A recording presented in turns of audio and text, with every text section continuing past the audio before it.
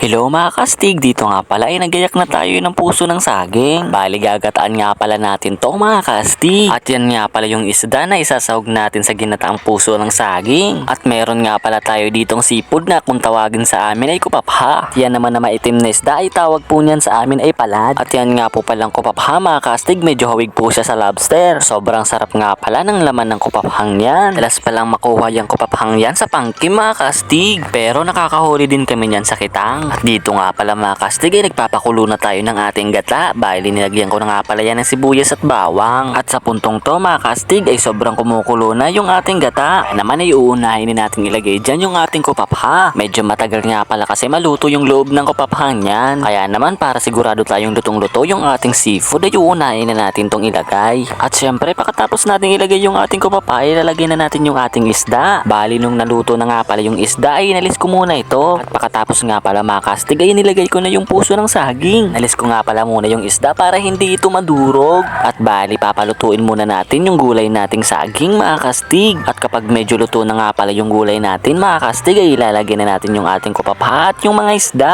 Bali pakalagay nga pala nyan mga kastig ay aayusin natin to para hindi madurog. At para yung lahat ng isda natin ay talagang lutong-luto. At kapag kumulo na nga pala ulit ito mga kastig ay ilalagay na natin yung panghuli nating gunaw. Gunaw nga pala yung tawag nyan sa amin mga kastig, yung tinatawag nating gata. Kitang-kita nyo naman mga kastig, tinitimpla pa lang natin, talagang matatakam ka na. Kaya naman mga kastig, nung naluto na yan ay kakain na tayo. Tara mga kastig, samahan nyo po kaming kumain. Bali kasabay ko na nga pala dyan kumain yung atikat nyo mga kastig. At bali binigay niya nga pala sa akin yung kupapha mga kastig kasi matigas daw itong buksan. At dito nga pala talaga mga kastig ay sobrang tatakam na ako kasi sobrang sarap talaga yung lasa. Kaya naman mga kastig, kapag nakakita kayo nito ay kunin nyo na at lutuin nyo na. At pagkatapos ko nga palang kumain mga kastig ay kumuha na kami ng aming binalad na bulinaw. Sa English nga pala mga kastig ay dilis. Bali masarap nga pala itong prituin mga kastig o kaya naman ay pulutan. Sa sobrang dami nga pala na binilad ditong dilis ay nabubulok na lang ito. Kapag lumalabas kasi yung dilis mga kastig ay hinihingi na lang ito. At kaya naman kapag meron kami mga binilad na dilis ay nakakaumay na rin itong ubusin. Kaya naman ay pinamimigay na lang namin ito sa pamilya namin na medyo malayo dito sa dagat. Bali kinuha ko na nga pala yung dilis na yan mga kastig kasi uulan na naman. Kakagising ko lang nga pala yan mga kastig at buti nga itinulungan tayo ng atikat nyo. Sobrang proud nga pala ako sa atikat nyo mga kastig kasi sa lahat ng bagay tinutulungan niya ako. At sa lahat nga pala ulit na nanonood ng aming video ay salamat po sa inyo. Hindi po ako magsasawang magpasalamat sa lahat ng nanonood po sa amin. Ingat po kayo palagi. Hanggang dito na lang. Paalam!